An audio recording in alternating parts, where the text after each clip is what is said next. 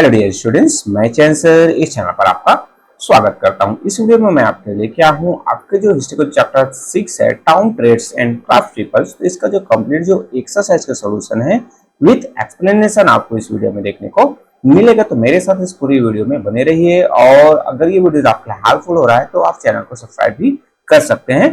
First जो आप question आप करता है नेम द फॉलोइंग वाले, इसमें क्वेश्चन नंबर फर्स्ट है आपका two important port cities of the Mughal periods. तो मुगल पीरियड में जो इंपॉर्टेंट जो पोर्ट सिटीज थे, तो यहाँ पर कोलम, सूरत या फिर दीव या फिर अलग और डिफरेंट बहुत सारे जो थे उसको आप नोट डाउन कर सकते हैं।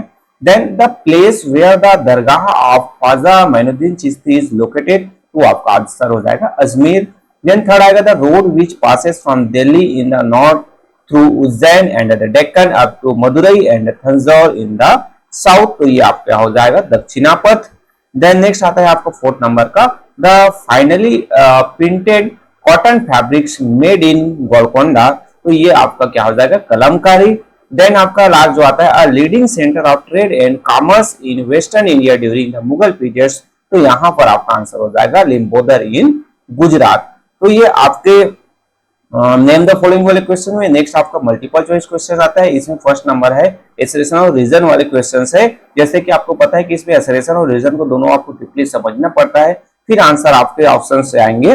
सो ये एसरेशन में देखेंगे तो there seem to have been a decline urbanisation in the Indian subcontinent from after the 5th century CE।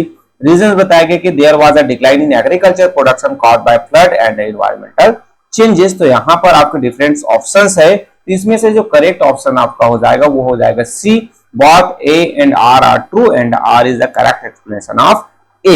Then जो सेकंड क्वेश्चन आता है the best combination of factors that help the growth of trade is, so इसमें आपका good urban administration and infrastructure या फिर आपका political establishment, good urban administration, political instabilities, economic growth and good infrastructure या फिर patronage for traders and crafts, goods urban administration, तो यहाँ पर राइट ऑप्शन आपका हो जाएगा सी, पॉलिटिकल स्टेबिलिटीज, इकोनॉमिक ग्रोथ और गुड इंफ्रास्ट्रक्चर होगा। तो इससे जो है ट्रेड जो है वो क्या होता है ग्रोथ करता है। देन थर्ड नंबर आता है in medieval India internal trade to place over land route, choose the statement that prove this. तो इससे रिलेटेड आपके डिफरेंट 4 पॉइंट्स हैं और इसमें से आपको चूज करने हैं कि वो कौन से रीजन है जिसके कारण से इंटरनल जो ट्रेड्स है वो लैंड रूट्स में ज्यादा बेहतर होता था मिडिवल इंडिया में।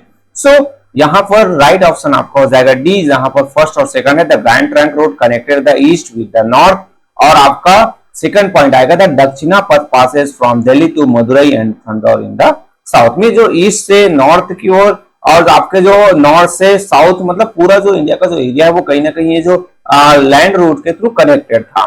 देन नेक्स्ट फोर्थ आता है the brightly coloured and printed cloth material from Malabar was, तो ये कैलिको था, मुस्लिम था या फिर पालमपुर था या फिर आपके कलमकारी था, तो आंसर आपका ये हो जाएगा कैलिको। जो मालाबार जो एरिया था वहां पर ये जो कलर और प्रिंटेड जो क्लॉथ मटेरियल्स यूज करते थे। देन नेक्स्ट आता है आपका fifth number the British establish there first factory in, British first जो सूरत, मसूलीपट्टनम, हम्पी या फिर बॉम्बे, तो ये ऑप्शन करेक्ट हो जाएगा आपका सूरत में ब्रिटिश सबसे फर्स्ट जो फैक्ट्री एस्टैब्लिश करते हैं। देन नेक्स्ट आता है आपके आंसर ही ब्रीफ वाले क्वेश्चन है, ब्रीफ में आंसर देने हैं। क्वेश्चन आंसर में बहुत ज्यादा आपको क्वेश्चन देखने को मिलेगा इसलिए वीडियो थोड़ा लॉन्ग भी जाएगा। फर्स्ट आता है what was known as the kasba in medieval India, so answer हो जाएगा during the saltanat period the large villages specially the district centres that grew into towns came to be known as a kasba. में जो सल्तनत period में क्या हुआ कि जो डिस्ट्रिक्ट जो सेंटर्स थे जो बड़े बड़े वो एक टाउन्स के रूप में जो है डेवलप करते हैं, उसे कहा जाता था कस्बा। Then name for crafts in which the people of medieval India were involved, so यहाँ पर आपका आंसर हो जाएगा spinning, weaving, printing of textile, gem cuttings या फिर जो है आपके जो ज्वेलरी मेकिंग, तो ये आप जो है हमें 4 क्राफ्ट्स वर्क भी पूछा गया है। सो ये जो आपके जो 4 जो क्राफ्ट्स वर्क हो जाएगा जहां पर मिडिवल जो पीपल्स हैं वो इन्वॉल्व थे। देन नेक्स्ट आएगा आपका third what were karkhanas in medieval India, medieval India में जो कारखानास क्या होते थे, सो आंसर में हो जाएगा karkhanas were workshop provided by the rulers of medieval India to employ skill crafts people like painters, sculptures, weavers by the thousands, मतलब जो कारखाना एक ऐसा जो वर्किंग जो प्लेस था जहां पर जो मिडिवल जो रूलर्स हैं वो उसने ओपन किए थे, और वहां पर जो स्किल जो क्राफ्ट पर्सन है वो वहां पर काम करते थे। सो ये थर्ड का आंसर है। Next, what is Kalamkari work, why is it called so, means Kalamkari work क्या होता है और इसे कलमकारी वर्क क्यों कहा जाता था। Answer, Kalamkari is the craft of drawing on fabrics or paper with vegetables and mineral dyes। भी जो कलमकारी एक ऐसा जो क्राफ्ट था जहां पर ड्राइंग किया जाता था, पेपर है या फिर फैब्रिक है, वहां पर वेजिटेबल और जो मिनरल जो कलर है उनसे। देन सिंस अ कलम और a pen like tools was used to draw the design, the craft was called kalamkari. मतलब ये जो डिजाइन जो बनाया जाता था वो कलम या फिर पेन जैसे जो कोई टूल्स होता था उससे करते थे, जिस कारण से इसे कलमकारी कहा जाता था। देन नेक्स्ट आपका आता है आंसर द फॉलोइंग क्वेश्चंस। इसमें जो आपको डिटेल में आंसर देने हैं, फर्स्ट में आएगा आपका analyse the factors that led to the growth of urbanisation in India during the medieval periods. Means जो वो क्या रीजन थे जिसके कारण से जो मिडिवल पीरियड में अर्बनाइजेशन हुआ। तो डिफरेंट पॉइंट्स है जिसको आपको सफिशिएंट लगता है, आपको टीचर्स उतना अलाउ करते हैं, उतने पॉइंट्स आप नोट डाउन कर सकते हैं। आंसर देखिए तो many factors led to the growth of urbanisation during the medieval period, ये तो आपको क्वेश्चंस में ही मिल जाएंगे, है ना। बस आपको एनालाइज द फैक्टर्स की जगह मेनी फैक्टर्स लगा देना है ना। देन आगे आता है कि agriculture production started increasing from the 11th century CE onwards, which is turn led to economic prosperities and the renewed growth of towns and cities। Means agriculture जो प्रोडक्शन है वो स्टार्ट हुआ 11th सेंचुरी में, बढ़ने लगा फिर से। तो इससे क्या हुआ कि भाई इकोनॉमिक जो प्रोस्पेरिटीज है वो बढ़ने लगा और नए टाउन्स और सिटी है वो डेवलप होने लगे। सेकंड पॉइंट आएगा from the 14th century CE onward, this became thriving centers of crops production and trading activities। as a result the economy of towns flourished। मतलब 14th centuries में जो धीरे धीरे जो टाउन्स और सिटीज जो ग्रो करने लगे तो वहां पर जो क्रॉप्स प्रोडक्शन से रिलेटेड ट्रेडिंग एक्टिविटीज वगैरह होने लगा, तो इससे वहां पर जो है इकोनॉमिक ग्रोथ होने लगा और टाउन्स और बड़े होते गए। From the 16th and to 18th century CE, Mughal rule witnessed the establishment of the stable center and uniform provincial government।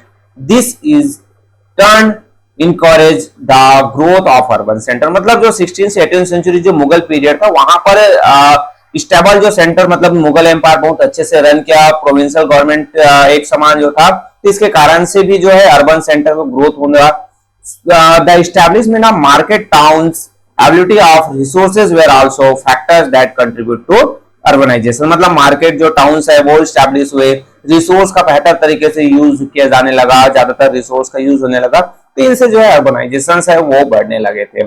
First का आंसर। देन सेकंड आता है आपका differentiate with example between the kinds of towns and cities that came up during the Mughal period। मतलब Mughal period में कौन किस किस type के जो टाउन्स थे उसको एग्जांपल देते हुए आपको बताने हैं।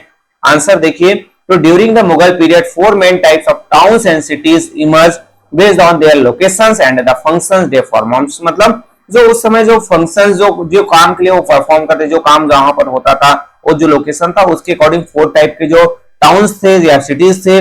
फर्स्ट में आता है the administrative centres which included capital of empires and were located near the government and the administrative buildings। Example of these towns include Delhi, Hampi। जहां पर जो एडमिनिस्ट्रेटिव सेंटर्स होते थे, मतलब जो कैपिटल, कोई भी जो एम्पायर है उसका जो कैपिटल सिटी होता था जहां पर राजा महाराजा रहते थे, तो वो जो है एडमिनिस्ट्रेटिव बिल्डिंग्स वगैरह रहता था, तो उसे एडमिनिस्ट्रेटिव टाउन्स कहते थे। दिल्ली, हम्पी इसका एग्जांपल है। ट्रेडिंग टाउन्स जो सेकंड आएगा था, tradings and the market towns which were located where the infrastructure and roads were better and were suitable for trade। Example में दिल्ली और भटकल। मींस जो ऐसे जो टाउन जहां पर ट्रेडिंग व्यापार वगैरह होता था, सो इंफ्रास्ट्रक्चर रोड्स वगैरह बेहतर थे, तो ये वहां पर ट्रेडिंग टाउन्स या फिर मार्केट टाउन डेवलप हुए। देन थर्ड टाइप का आता है the port cities which developed along coasts or river banks। they were suitable for trade and travel। Example included Machilipatnam और सूरत। में जहां पर जो है ट्रेडिंग जो एक्टिविटीज होता था, पोर्ट जो जहां पर शिप्स वगैरह है, नाव है, आकर रुकते थे, सो वो मछलीपट्टनम और सूरत जो है पोर्ट सिटीज का एग्जांपल है। देन लास्ट में आता है आपका fourth number the religious town that emerge near place of worship. They were centre of pilgrimage. Examples में आप देख सकते हैं तंजौर, मदुरई, आगरा। तो रिलीजियस मतलब जो वार्षिक जो प्लेस हो जहां पर डिफरेंट रिलीजन्स के जो अलग अलग जो रिलीजियस जो पैलेस, होली पैलेसेस होते थे, वहां पर जो टाउन या सिटी डेवलप हुआ, तो ये इसके एग्जाम्पल है। तो ये 4 जो डिफरेंट टाइप के टाउन्स या फिर सिटीज के एग्जाम्पल। देन नेक्स्ट आता है आपका थर्ड नंबर का, write a note on the internal trade route of medieval India, में जो इंडिया के जो अंदर में जो ट्रेड रूट्स थे उनके बारे में आपको बताने हैं। So answer, in medieval India internal trade took place over land routes and along the waterways, मतलब इंटरनल जो ट्रेड है वो लैंड जो रास्ते हैं उसके माध्यम से, और जो वाटरवेज है मीन जो नदियां हैं उसके रास्ते से होता था। The grand trunk roads connect the east with the north. Traders move along the Dakshina path which passes from Delhi through Ujjain, Hampi and other towns in the Deccan to Madurai and Thanjavur in the south. Means जो आप roads में हम देखें तो grand trunk road था जो east से north को कनेक्ट करता था, और एक जो था दक्षिणा पथ जिसे कहा जाता था जो दिल्ली, उज्जैन, हम्पी होते हुए डेक्कन का जो एरिया है, मदुरई, तंजावुर जो साउथ वाले एरिया में, वहां तक वो जो है क्या करता था, कनेक्ट करता था। देन नेक्स्ट जो इसमें आप देखोगे तो trade also took place along the river like the Ganga, Brahmaputra, Mahanadi and the lower course of Godavari, Tapti and Narmada. Mean जो नदी वाले जो रास्ता था जहां से जो ट्रेड होता था, so goods they are brought from the interior of India to the ports through this river from where they moved across the seas to other ports along India's coast. मतलब जो इंटरनल जो part है वहां से इन जो river के माध्यम से जो पोर्ट है वहां तक जो है गुड्स सामान है उसको पहुंचाया जाता था और इसके माध्यम से ट्रेड होता था। तो ये थर्ड के आंसर हुए। देन नेक्स्ट आता है आपका फोर्थ नंबर का, establish with example the excellence achieved in crafts in general and in textile in particular during the medieval period in India. मतलब जो हमारे यहाँ जो बेहतर जो क्राफ्ट्स और जो टेक्सटाइल जो बनाते थे तो उसके एग्जांपल देते हुए मिडिवल पीरियड्स के बारे में आपको बताने हैं। तो आंसर इसमें आएगा, in the medieval period various crafts thrive under the patronage of the rulers. मतलब बहुत अच्छे अच्छे जो क्राफ्ट्स वर्क है वो डिफरेंट रूलर्स के अंडर कंट्रोल में होते थे। जैसे some important crafts include gem cuttings, metrology, paintings, sculpting, architectures and potters. The products were unmatched for their beauty and workmanship. Means जो क्राफ्ट्स में जो डिफरेंट जो स्पेशल जो हीरे जवाहरात वाले जो थे या फिर जो डिफरेंट टाइप के जो मेटल से वर्क थे, पेंटिंग्स है, मूर्ति कला है, बिल्डिंग्स बनाना है, पोर्ट्रेट्स है, बर्तन वगैरह जो भी बनाना है, तो ये सबसे जो एक बेहतर तरीके से जो वर्ल्ड में और कहीं नहीं बनता, ये हमारे मिडिवल इंडिया के टाइम में बनाया जाता था। Then many varieties of ornaments work in cut stones, ivory first and torches were produce in South India. Means जो डिफरेंट टाइप के जो स्टोन्स वगैरह है, कीमती जो मोती वगैरह है, उनसे भी जो वैरायटी ऑफ ऑर्नामेंट्स है वो बनते थे। Then the rulers of medieval India encouraged painting, sculptures and architecture, so they opened कारखानास और वर्कशॉप। मतलब जो रूलर्स हैं वो पेंटिंग, स्कल्पचर, आर्किटेक्चर है तो इनको इंकरेज करते थे, इनके लिए उसने कारखाना या फिर जो वर्कशॉप खोले थे जहां पर डिफरेंट आर्टिसंस आकर वर्क करते थे। Then the spinning, weaving and printing of fine textile was a craft that India was known for the world over. Textile was one of the chief item of export. Some example of these fabrics were the patola from Gujarat, kalamkari for Golconda। Miss जो हमारे यहाँ जो textile industries है वो भी बहुत बेहतर था। डिफरेंट टाइप के जो टेक्सटाइल्स है वो हमारे देश से दूसरे देशों में जो हम एक्सपोर्ट करते थे, भेजते थे। जैसे पटोला जो गुजरात एरिया में बनता था, कलमकारी जो है गोलकोंडा में होता था, आपके कैलिको थे। तो इस तरीके से डिफरेंट जो क्राफ्ट्स वर्क से रिलेटेड, टेक्सटाइल से रिलेटेड हमारे इंडिया में प्रोडक्शन होता था मिडिवल इंडिया में। देन नेक्स्ट आता है आपका फिफ्थ नंबर का, give a brief account of the greatness of Hampi in the Vijayanagara kingdoms. जो हम्पी के बारे में आपको बताने हैं, जो विजयनगरा किंगडम का एक मेन जो कैपिटल सिटी हुआ करता था।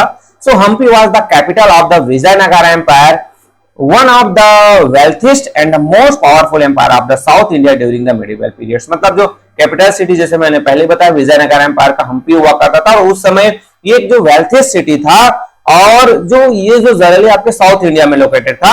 It was a fortified cities with beautiful palaces and huge temples decorated with curving sculptures and paintings. मतलब फोर्टिफाइड सिटी मतलब ये जो है दीवारों से घिरा हुआ एक किलाबंदी हुआ करता था जहां पर डिफरेंट टाइप के अच्छे जो राजा महाराजाओं के पैलेसेस थे, बड़े बड़े जो ह्यूज जो टेम्पल्स है जहां पर स्कल्पचर्स, पेंटिंग, कर्विंग से ये डेकोरेटेड हुआ करता था। Then Hampi boasted of a great water infrastructure with dams, tanks, stepwells and canals. मतलब वहां पर डिफरेंट टाइप के जो वाटर से स्ट्रक्चर बने हुए थे, डैम, टैंक्स थे, स्टेप वेल्स थे, कैनॉल्स था, मतलब ड्रेनेज सिस्टम भी वहां पर बेहतर था। Then Vijayanagara enjoyed brisk trade with several palaces such as Persia, Arabia, Africa, the Malayan archipelago, Burma, China and the numerous islands in the Indian Oceans। मतलब जो विजयनगरा जो एरिया है, तो वो जो डिफरेंट जो अलग अलग पार्ट के जो रूलर है उनके साथ उनका ट्रेडिंग होता था। The city of Hampi was a teeming market place for both export and imports. मतलब यहां से सामान दूसरे देशों में जाता भी था और आता भी था। The city, however, was completely destroyed when the Vijayanagara Empire was defeated by the combined force of the Bahamanis। मतलब जब बहामनी किंगडम्स है जो विजयनगर एम्पायर को हराते हैं, तो ये जो सिटीज है वो पूरी तरीके से क्या हो जाता है, डिस्ट्रॉयड हो जाता है। देन नेक्स्ट आएगा आपका 6 नंबर का, trace the history of Machilipatnam as a centre of trade during the medieval periods. तो इससे रिलेटेड आंसर हो जाएगा Machilipatnam an important port city on the Coromandel coast was a prosperous trade center from the 14th century C। मतलब ये जो मछलीपट्टनम है वो Coromandel coast में था और 14th सेंचुरी सी में देखोगे तो प्रोस्पेरियस जो ट्रेड सेंटर के रूप में था, जहां से डिफरेंट ट्रेडिंग एक्टिविटीज होता था। Through the 15th and 16th century C, it became a major port of the Golconda Kingdom, which was a part of the Bahmani Kingdom। मतलब 15 और 16 सेंचुरीज में जो गोलकोंडा जो किंगडम है, जो बहामनी किंगडम का जो एक पार्ट था, तो उस समय ये जो है बहुत ही प्रोस्पेरियस जो है पोर्ट सिटी था। Then Machilipatnam was famous for Kalamkari cloth which was sought after by the Mughals and the Europeans. मतलब जो कलमकारी के लिए जो मछलीपट्टनम है वो बहुत फेमस था और यहाँ से जो कलमकारी जो वर्क्स है, जो टेक्सटाइल है, वो अदर पार्ट्स में जो है क्या किया जाता था, सप्लाई किया जाता था। The English established their first trading center on the eastern coast of Machilipatnam in 1611 C. Later the Dutch and the French also carried on trade from here। मतलब जो इंग्लिश जो ब्रिटिश है वो 1611 C में क्या करते हैं, इसी जो ईस्टर्न कोस्ट पर अपना जो फर्स्ट जो ट्रेडिंग सेंटर्स, मतलब ईस्टर्न पार्ट में अपना फर्स्ट जो ट्रेडिंग सेंटर मछलीपट्टनम में स्टैब्लिश करते हैं। बाद में जो डच और फ्रेंच है वो भी यहाँ से अपने जो व्यापार है वो करते हैं। Machilipatnam lost its importance when traders moved southward as cheaper goods were available there। में जो साउथ के एरिया पर जो क्या हुआ कि जो सस्ते दामों पर जो चीजें अवेलेबल होने लगी, तो इस कारण से जो ट्रेडर्स है वो मछलीपट्टनम को छोड़कर साउथ की ओर चले गए, जिससे कहीं ना कहीं मछलीपट्टनम धीरे धीरे क्या होने लगा, उसका जो इंपॉर्टेंस है वो कम होने लगा और डिक्लाइन होने लगा। देन नेक्स्ट आता है आपका 7 नंबर का, write a summary on the significance of Surat as a port and a city of trade and craft in medieval India. अब सूरत के बारे में आपको नोट डाउन करने हैं। तो Surat is a port city on the bank of the Tapi rivers in Gujarat. Means जब सूरत है वो तापी रिवर के किनारे बसा हुआ है। It went on to become one of the leading cities of trade and commerce during the Mughal rulers. और मुगल के समय में ये जो है क्या था, लीडिंग सिटी था जो ट्रेड और कॉमर्स, जो मतलब यहाँ से व्यापार है, सामान आना जाना यहीं से होता था। Merchants traded with the countries of the Persian Gulf, Arabia and Africa from Surat. मतलब जो ट्रेडर्स हैं वो पर्सियन जो गल्फ, अरेबिया और अफ्रीका से, यही जो सूरत जो है पोर्ट्स है वहां से ट्रेडिंग करते थे। मतलब सामान का आना जाना ये सूरत पोर्ट से होता था। Then the cheap commodities that were exported included cotton and silk fabrics which were highly sought after in the west. The gold zari known as the Surat zari was in demand all over the world. Spices, indigo, saltpeters, weapons and jewelries were other imported items of export। मतलब यहाँ से आप देखोगे तो silk के जो fabrics है वो हाईली सबसे ज्यादा डिमांड था। गोल्ड जो जरी, जिसे सूरत जरी के नाम से जाना जाता था, वो भी वर्ल्ड में पूरा फेमस था। साथ ही साथ जो स्पाइसेस, जो मसाले वगैरह, इंडिगो, साल्टपीटर, वेपन्स वगैरह, ज्वेलरी है, ये सभी जो है सूरत से एक्सपोर्ट मींस दूसरे देशों में भेजा जाता था। Then in the 15th century C, the Portuguese came to trade in Surat and began to control trade in Surat from by the 16th century C। मतलब 15th century में पुर्तगीज यहाँ पर आते हैं और सूरत से ट्रेड स्टार्ट करते हैं और 16th century आते आते तक तो वो सूरत को पूरे अपने अंडर कंट्रोल में कर लेते हैं। तो इस तरीके से ये जो आपके जो डिटेल वाले क्वेश्चंस थे उसके सोल्यूशन में नेक्स्ट आपको मैप बेस्ड क्वेश्चन मिलेगा। मैप में आपको जो ऐसे जो सिटीज जो लोकेट करने हैं जो कहीं ना कहीं मोर देन 2 फंक्शंस, मतलब जो वो जो है पोर्ट सिटी भी हुआ करता था, वो जो है आपके जो रिलीजियस सिटीज भी हो सकते थे, वो जो एडमिनिस्ट्रेटिव जो सेंटर भी था। तो इसमें हम जो देख सकते हैं, यहाँ पर आप दिल्ली नोट डाउन कर सकते हैं, यहाँ पर आपका सूरत आएगा, वर्टिकल आएगा, यहाँ पर आप करना चाहोगे तो आपको गोलकोंडा आ जाएगा। तो इस तरीके से और अलग अलग जगह आप देखोगे तो आपको अलग अलग बहुत सारे जो प्लेस है, मैंने 3 जो प्लेस यहाँ पर नोट डाउन किया है। आप आपके जो चैप्टर का जो फर्स्ट सेकंड पेज में जो मैप बना है उसी में से देखकर और 2-3 पेज आपके जो प्लेसेस है उसको आप नोट डाउन कर सकते हैं। सो इस तरीके से इस चैप्टर से रिलेटेड जितने भी आपके जो क्वेश्चंस थे उसके सॉल्यूशंस मेरे द्वारा प्रोवाइड कर दिए गए। होपफुली ये जो है आपके लिए हेल्पफुल होगा। अगर वीडियो हेल्पफुल है तो वीडियो को आप लाइक जरूर कीजिए, अपने क्लासमेट के साथ भी शेयर कीजिए। कुछ डाउट्स है, कुछ प्रॉब्लम है तो आप मेरे से कांटेक्ट कर सकते हैं। और चैनल पर नए हैं और चैनल आपके लिए हेल्पफुल है तो आप चैनल को सब्सक्राइब भी कर सकते हैं। So okay, thank you.